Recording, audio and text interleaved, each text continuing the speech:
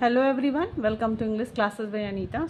Students, today I am going to discuss question answer and book exercise of a poem It is Raining in My Bedroom given in class 5 James English Reader. Students, I will discuss about my lesson plan, what I made for this lesson. So let's start. तो सबसे पहले मैंने इस poem के लिए जो lesson plan बनाया है आप यहाँ पे देख सकते हो।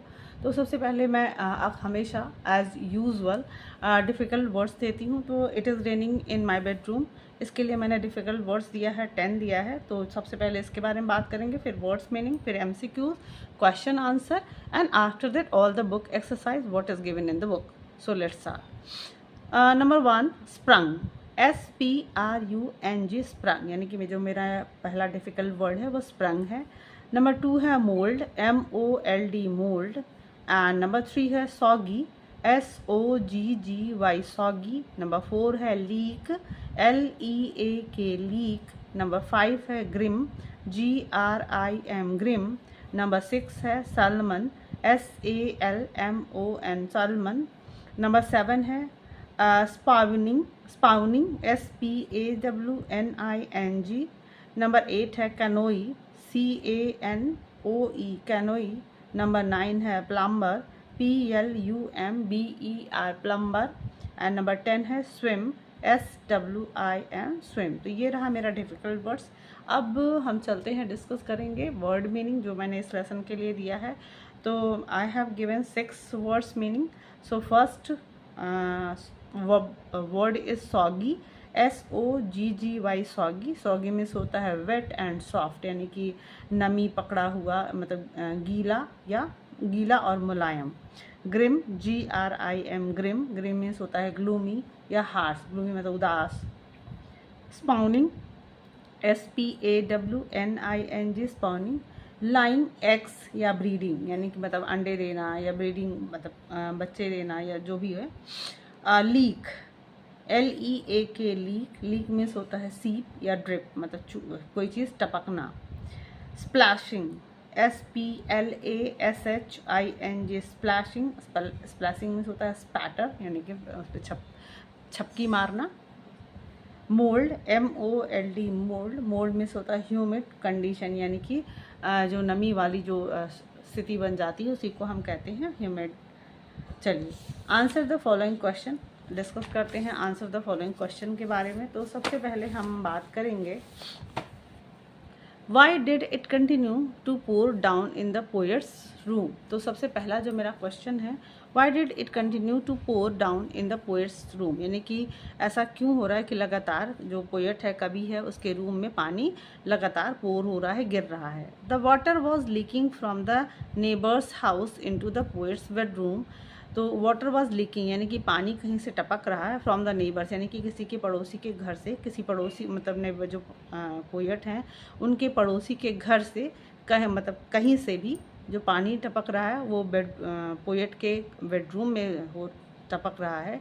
सो it continue to pour down in the poet's room, इसलिए जो पोएट का कमरा है, कवि का जो कमरा है, वो लगातार उसमें पानी टपक रहा है।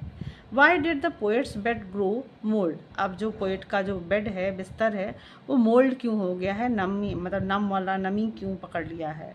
The poet's bed grew mould, जो पोएट का बेड है यानी कि जो बिस्तर है वो मोल्ड हो चुका है, नमी वाला हो चुका है। Because the bed was moist and wet due to the rain, क्योंकि वो उसमें मोल्ड मतलब होता है ना भीग के स्वेल हो जाना, तो उसी तरीके से because the bed was moist, क्योंकि जो बिस्तर है, बेड है, वो उसने नमी पकड़ ली है।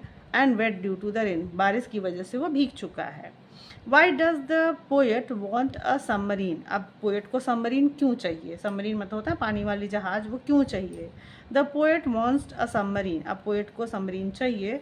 बिकॉज ही फील्स, क्योंकि वह महसूस करता है, that if the water level rise, अगर पानी का लेवल बढ़ जाएगा, स्तर बढ़ जाएगा उसके कमरे में, in the room, he might have to buy a submarine to live in, तो वो इस कमरे, मतलब ये एक अगर इसको हम कहें तो एक सटायर भी है, व्यंग भी है और हास्य भी है, क्योंकि वो मतलब कि उसके कमरे में इतना ज़्यादा पानी टपक रहा है कि वो कहता है कि अगर वो कमरे का जो पानी का लेवल है वो बढ़ जाएगा तो सबमरीन खरीद लेगा ताकि वो इस कमरे में रह सके। अब चलिए हम इसके एक्सरसाइज बुक एक्सरसाइज की भी बात करते हैं। तो सबसे पहला अब यहाँ पे देखते हैं match the column. Match the column यानी कि इसमें जो वर्ड्स दिए गए हैं, सॉरी ये सेंटेंसेस दिए हैं, इस सेंटेंसेस से इसको हमको मैच करना है। तो हम देखते हैं पहला क्या है, द पोएट्स बेडरूम मैच किससे करना है, वॉज फ्लोडेड। तो आपका जो वो है इससे was flooded. The poet shoes were completely wet. जो पोएट का शूज़ है वो भी भीग चुका है पूरी तरीके से। The frogs in the poet's room had started laying eggs. जो फ्रॉक्स हैं, मेढक हैं, उन्होंने अंडे देना भी शुरू कर दिया है पोएट के कमरे में। The waves in the room, the waves in the room were rising in their Heights. यानी कि जो लहरें हैं, पानी की जो लहरें हैं, उसका जो हाइट है यानी कि पानी का जो लेवल है वो बढ़ता जा रहा है। The poet was glad. अब पोएट खुश क्यों है, that he knew how to swim, क्योंकि उसे तैरना आता है। तो आप यहाँ समझ गए कि इसमें जो हमने मैच किया वैसे ABCD भी लिख दिया था। नेक्स्ट है राइट ट्रू और फॉल्स। आप जो सेंटेंस ट्रू होगा उसे T लिखिए और जो फॉल्स है उस पर F लिखिए। It had been raining for a fortnight in the poet's bedroom. यानी कि जो पिछली रात जो पोएट था उसके कमरे में पूरी रात बारिश होती रही, तो ये ट्रू है। A pond had formed on the poet's bedroom floor. Pond यानी कि उसके पोएट के बेडरूम में जो पानी का स्तर है वो एक तालाब जैसा हो गया है, तो ये भी ट्रू है। Salmon started splashing through the poet's room. अब यहाँ पे भी देखिए ये भी ट्रू है। The weather in the poet's room had turn bright. The weather in the poet's room had turn bright. तो यहाँ जो वेदर है यानी कि कमरे में जो पोएट का जो रूम है उसमें जो वेदर है यानी कि मौसम है वो कैसा हो गया है, ब्राइट हो गया है। तो ये तो फॉल्स है, वहाँ तो पानी गिर रहा है, मॉइस्ट हो चुका है, नमी फैल चुकी है, पानी भर गया है, तो ये फॉल्स है। The poets parents called a carpenter. तो ये भी फॉल्स है क्योंकि पोएट के जो पेरेंट्स हैं उन्होंने कारपेंटर नहीं बुलाया है। चलिए नेक्स्ट है क्वेश्चन, हमने आप डिसाइड यहाँ पे डिस्कशन कर लिया है। नेक्स्ट है प्ले विथ वर्ड्स। यहाँ पे रीड दीज फ्रेजेस अलाउड, यानी कि इन फ्रेजेस को आप जोर से पढ़ो। Listen carefully to the sound of the first letter to the words in each phrase. तो आप इसमें देखो कि इसमें कौन सा वर्ड जो आपका साउंड, कौन से वर्ड का साउंड, कौन से लेटर का साउंड आ रहा है, फर्स्ट लेटर कौन सा है जो हमें सुनाई दे रहा है। Did you notice how the first consonant sound in these phrases is repeated. आपने नोटिस किया कि जो फर्स्ट जो कॉन्सोनेंट साउंड है वो क्या फिर से रिपीट हो रहा है।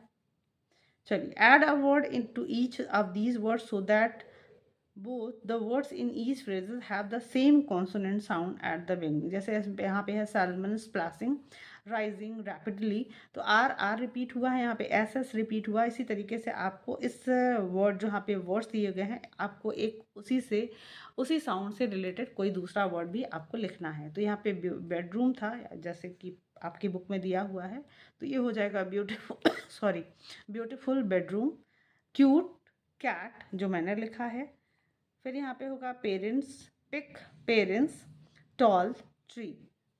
नेक्स्ट है यहाँ पे आप क्या लिख सकते हो, आप कुछ भी लिटिल, कुछ भी आप लुक या कुछ भी आप देख सकते। तो यहाँ पे हम देखेंगे लिटिल लैम। फिर इसी तरीके से है स्मॉल शूज़, बिग बटर, यानी कि जो भी यहाँ पे लेटर था, जो कॉन्सोनेंट लेटर था, जो साउंड आ रहा था उससे हमने रिलेटेड हमने दूसरा वर्ड भी लिखा हुआ है, big butter, soft sofa, new neighbour, buzzing bees. चलिए नेक्स्ट है some words go well together. For example we say have a bath but we do not say do a bath. In the same way we say make tea but we do not say cook tea. यानी कि कुछ ऐसे words हैं जैसे कि make, do, तो उसमें हम अलग अलग चीज़ों के साथ उसको यूज़ करते हैं। हम मीन्स कि इन सारे वर्ड्स को हम अलग अलग प्लेसेस पे यूज़ कर सकते हैं, हर जगह से यूज़ नहीं कर सकते। तो चलिए इसका एग्जांपल यहाँ पे देखते हैं। Fill in the blanks with make, do और गो। यानी कि जो मेक, डू और गो है इसे हम कहाँ कहाँ करेक्टली यूज़ करेंगे, तो चलिए देखते हैं। इसको मेक, डू और गो को हमें यूज़ करना है, वर्ड्स दिए हुए हैं, देखते हैं कहाँ यूज़ करेंगे। तो फ्रेंड्स के साथ मेक फ्रेंड्स यानी कि दोस्त बनाओ, डू अ फेवर, अब यहाँ पे मेक अ फेवर नहीं होगा, डू अ फेवर होगा। गो फॉर अ स्विम यानी कि तैरने के लिए जाओ। डू द होमवर्क यानी कि अपना होमवर्क करो। मेक अ प्रॉमिस यानी कि प्रॉमिस करो। गो साइकिलिंग, साइकिलिंग के लिए जाओ। डू द लॉन्ड्री यानी कि कपड़े धुलो। मेक ब्रेकफास्ट यानी कि ब्रेकफास्ट बनाओ। यानी कि ये सारे वर्ड्स अप्रोप्रिएट जगह पे ही यूज़ करेंगे, हर जगह हम यूज़ नहीं कर सकते हैं। नेक्स्ट है grammar fun. A sentence is a group of words that make complete sense, यानी कि सेंटेंस उसको कहते हैं जो वर्ड्स शब्दों का समूह होता है और उसका कोई सेंस निकलता है। A phrase is a group of word that has meaning but does not make complete sense, यानी कि फ्रेज जो होता है मीनिंग तो होता है लेकिन वो सेंस कंप्लीट नहीं करता है। Raining in my bedroom, sprung a leak. Raining in my bedroom, बारिश हो रही है मेरे कमरे में, तो एक ये कंप्लीट सेंटेंस है। स्प्रंग अ लीक ये बिल्कुल भी सेंटेंस नहीं है, इसकी मीनिंग होती है बट क्या होगा, तो ये जो मीनिंग है बट इसमें कंप्लीट सेंस नहीं आ रहा, तो ये फ्रेज होगा और ये आपका सेंटेंस होगा। Right S for sentence and P for phrase, यानी कि आपको सेंटेंस के लिए एस लिखना है और जहाँ फ्रेज है वहाँ पी लिखना है। Make sentences with the phrase, punctuate, rewrite the ones that are some sentences, rewrite the ones that are sentences, make sentences with the phrases. चलिए आप, मैंने इसको ये नहीं किया है, आप मैं आपको एक बार समझा देती हूँ, आप खुद कर सकते हैं। Kept some frocks as pet, I kept some frocks as pet, मतलब कि मैं जो फ्रॉक्स थे उसको मैंने एज अ पेट रख लिया है, तो ये आपका सेंटेंस है। दे कुड सिंग ड्यूएट्स, तो ये भी आपका फुल सेंटेंस है, ये सेंटेंस है। My mother pets, my mother pet ये आपका फ्रेज है।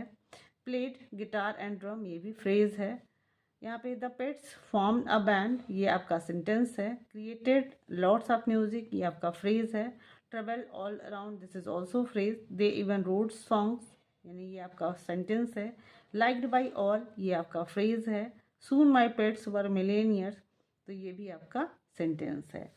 अब यहाँ पे देखेंगे add words to the given phrases to make sentences, add words to the given phrases to make sentences, यहाँ पे आपको फ्रेज दिया हुआ है, आपको सेंटेंस बनाना है। The twins Maya and Zoya, the twins Maya and Zoya decided to bake a cake, यानी कि मैंने यहाँ पे आपका सेंटेंस कंप्लीट कर दिया। Dinosaurs roam the earth a long time ago, when I was younger I use to play hide and seek with my friends, तो ये भी मैंने आपके लिए ये एक्सरसाइज कंप्लीट कर दिया। सो नेक्स्ट स्टूडेंट्स, आप इसको जो भी मैंने वीडियो इसके लिए, इस लेसन के लिए, इस पोएम के लिए आपको दिया, आई होप आपके लिए ये बेनिफिट देगा, आपको आपके लिए फ्रूटफुल रहा होगा। So if you like the explanation do share with your friends and very thank you for watching.